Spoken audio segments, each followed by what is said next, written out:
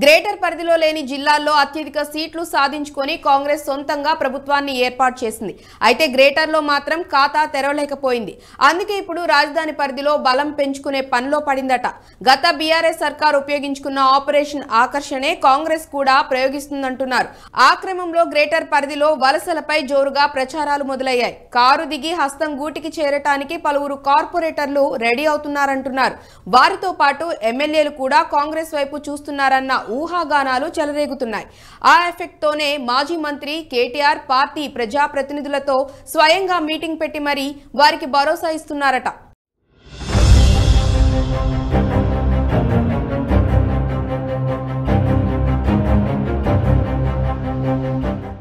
Greater పరిధిలో ఒక్క MLA seat కూడా గెలవలేకపోయిన కాంగ్రెస్. గ్రేటర్లో ఆపరేషన్ ఆకర్ష్పై కాంగ్రెస్ దృష్టి. కాంగ్రెస్తో టచ్లో ఉన్న కొందరు కార్పొరేటర్లు. రాజధాని మినహాయించి మిగిలిన జిల్లాలో అత్యధిక సీట్లు సాధించుకుని కాంగ్రెస్ సోలోగా ప్రభుత్వాన్ని ఏర్పాటు చేసింది. అయితే గ్రేటర్లో ఒకటంటే ఒక్క సీటు గెలవకపోవడంతో ఇతర పార్టీల నుంచి చేరికలను ప్రోత్సహించాలని యోచిస్తుందంట.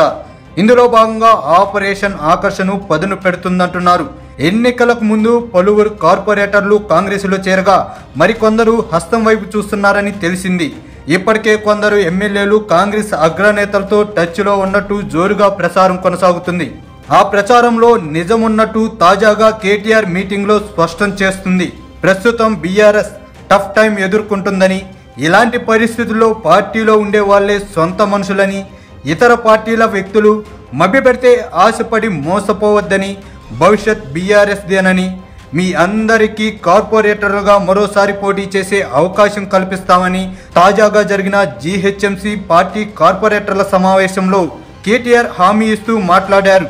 ఇవే కాదు, అధికార పార్టీ ఏం చేయబోతుంది, దానికి సమిష్టిగా ఎలా తిప్పికొట్టాలి అన్న దిశానిర్దేశం చేస్తూ పార్టీ కమిటీల ఏర్పాటు ఉంటుందని స్పష్టం చేశారు. పార్టీ ప్రతిపక్షంలో ఉన్న నేపథ్యంలో ముందస్తు చర్యల్లో భాగంగానే ఈ సమావేశమని చెబుతున్నారు. అయితే కేటీఆర్ ఆ తరహాలో ఇంతకు ముందెప్పుడూ మాట్లాడలేదు. తాజా కార్పొరేటర్ల సమావేశంలో గతానికి భిన్నంగా కేటీఆర్ ఎందుకు మాట్లాడారు, ఎమ్మెల్యేలు లేకుండా కేవలం కార్పొరేటర్లతో సమావేశం అవడానికి గల కారణమేంటి, గ్రేటర్లో పార్టీ గెలుపునకు కృషి చేసిన వారికి కృతజ్ఞతలు చెప్పేందుకే మీటింగ్ ఏర్పాటు చేశారా, మరేదైనా కారణముందా అంటే రాజకీయ వర్గాల్లో భిన్నాభిప్రాయాలు వ్యక్తమవుతున్నాయి. వాస్తవానికి తెలంగాణ ఆవిర్భావం తర్వాత మొదటిసారి అధికారంలోకి వచ్చిన బీఆర్ఎస్ గ్రేటర్లో పట్టు కోసం భారీ స్థాయిలో ఆపరేషన్ ఆకర్షణకు తెరతీసింది. ఇతర పార్టీ నుంచి నేతలను చేర్చుకుంది. ఏడాదిన్నర వ్యవధిలో జరిగిన జీహెచ్ఎంసీ ఎన్నికల్లో రికార్డు స్థాయి విజయం సాధించింది. అంతకుముందు అభ్యర్థులు లేక జీహెచ్ఎంసీ ఎన్నికల్లో పోటీ చేయని పార్టీ అధికారంలోకి వచ్చిన అనంతరం అనూహ్య విజయం సాధించింది. 150 స్థానాలకు గాను ఏకంగా 99 డివిజన్లలో ఆ పార్టీ అభ్యర్థులు గెలుపొందారు. పూర్వ ఎంసీహెచ్ ప్రస్తుత జీహెచ్ఎంసీ చరిత్రలో ఎప్పుడూ లేని విధంగా మేయర్ పీఠం దక్కించుకుంది. 2016లో జీహెచ్ఎంసీ ఎన్నికలు జరగగా అంతకు ముందే నగరంలోని టీడీపీ ఎమ్మెల్యేలను పార్టీలో చేర్చుకుంది కారు పార్టీ. ప్రస్తుతం ఆ పార్టీలో ఉన్న మాజీ మంత్రి తలసాని శ్రీనివాస్ యాదవ్తో సహా ప్రస్తుతం ఎమ్మెల్యేలుగా ఉన్న చాలా మంది ఇతర పార్టీల నుంచి వచ్చిన వారే. ఇదే వ్యూహం కాంగ్రెస్ అమలు చేస్తే ఇప్పటికే పలువురు బీఆర్ఎస్ ఎమ్మెల్యేలు కాంగ్రెస్లో చేరేందుకు సిద్ధంగా ఉన్నారన్న ప్రచారం జరుగుతుంది. వారి వెంట కార్పొరేటర్లు వెళ్లకుండా నిలువరించే ప్రయత్నంలో భాగంగానే తెలంగాణ భవన్లో సమావేశం ఏర్పాటు చేశారని బీఆర్ఎస్ శ్రేణులు అంటున్నాయి. అసెంబ్లీ ఎన్నికల్లో సంపూర్ణ మెజార్టీతో అధికారంలోకి వచ్చిన కాంగ్రెస్ గ్రేటర్లో మాత్రం ఖాతా తెరవలేకపోయింది. జీహెచ్ఎంసీ పరిధిలోని 24 నియోజకవర్గాల్లో ఒక్కచోట ఆ పార్టీ అభ్యర్థులు విజయం సాధించలేకపోయారు. తెలంగాణకు గుండెకాయ వంటి హైదరాబాదులో శాసనసభ్యుల ప్రాతినిధ్యం లేకపోవడం ఆ పార్టీకి లోటుగా మారింది. ఈ నేపథ్యంలో ఇక్కడ పార్టీ బలోపేతం, వచ్చే లోక్సభ ఎన్నికల్లో విజయమే లక్ష్యంగా కాంగ్రెస్ నేతలు పావులు కదుపుతున్నట్టు ప్రచారం జరుగుతుంది. జిల్లాలో అపూర్వ ఆదరణ లభించిన పార్టీకి నగరంలో ఎందుకు ఎదురుగాలి వీచింది, లోపాలేమిటి, బీఆర్ఎస్ అనుకూల అంశాలేమిటి అన్న దానిపై పార్టీలోని కీలక నేతలు పోస్టు మార్టం చేస్తున్నట్టు తెలిసింది. క్రమంలో పార్టీ పటిష్టత కోసం చేరికలను ప్రోత్సహించే యోచనలో కాంగ్రెస్ రాష్ట్ర అగ్రనేతలు వ్యూహాత్మకంగా వారు పావులు కదుపుతున్నారని రాజకీయ వర్గాల్లో చర్చ సాగుతుంది.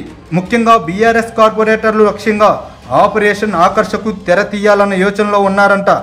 నగరంలో ఎమ్మెల్యేల ప్రాతినిధ్యం లేని నేపథ్యంలో కార్పొరేటర్ల చేరికల ద్వారా స్థానికంగా ప్రజలతో సత్సంబంధాలు కొనసాగించవచ్చునన్నది నేతల ఆలోచనగా చెబుతున్నారు. కొన్ని నియోజకవర్గాల్లో ఎమ్మెల్యేలు కార్పొరేటర్ల మధ్య సఖ్యత లేదు. అలాంటి వారిపై కాంగ్రెస్ ప్రత్యేక దృష్టిని సారిస్తుందంట. టీడీపీలో ఉన్నప్పుడు రేవంత్ రెడ్డితో పరిచయం ఉన్న పలువురు ప్రస్తుతం బీఆర్ఎస్ కార్పొరేటర్లుగా ఉన్నారు.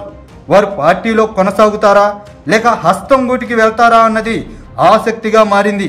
బీజేపీ నుంచి గెలిచిన కార్పొరేటర్లో కొందరు టీడీపీ నుంచి వచ్చిన వారు ఉన్నారు. వారితోనూ సంప్రదింపులు జరుగుతున్నాయంటున్నారు. వాస్తవంగా జీహెచ్ఎంసీ ఎన్నికలు ఇప్పట్లో లేవు. ఫిబ్రవరి 2021లో ప్రస్తుతం పాలక మండలి కొలువుదీరగా తిరిగి ఎన్నికలకు 2026 వరకు సమయం ఉంది.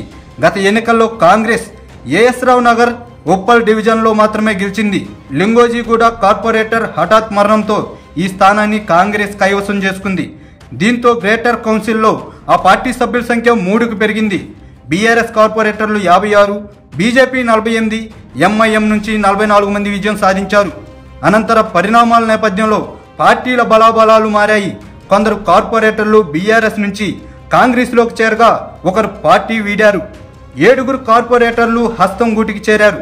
బీఆర్ఎస్ నుంచి 7 కార్పొరేటర్లు పార్టీ మారిస్తే బీజేపీ నుంచి 6, కాంగ్రెస్ నుంచి 1 ఆ పార్టీలో చేరారు. దీంతో కౌన్సిల్లో బీఆర్ఎస్ బలం యథాతథంగా 56గా ఉంది. కాంగ్రెస్ సభ్యుల సంఖ్య 10కి పెరిగింది. మరికొంతమంది కార్పొరేటర్లను చేర్చుకోవడం ద్వారా నగరంలో పట్టు పెరగడంతో పాటు జీహెచ్ఎంసీ కౌన్సిల్లోనూ బలమైన వాణి వినిపించే అవకాశం ఉందని కాంగ్రెస్ నేతలు భావిస్తున్నారంట.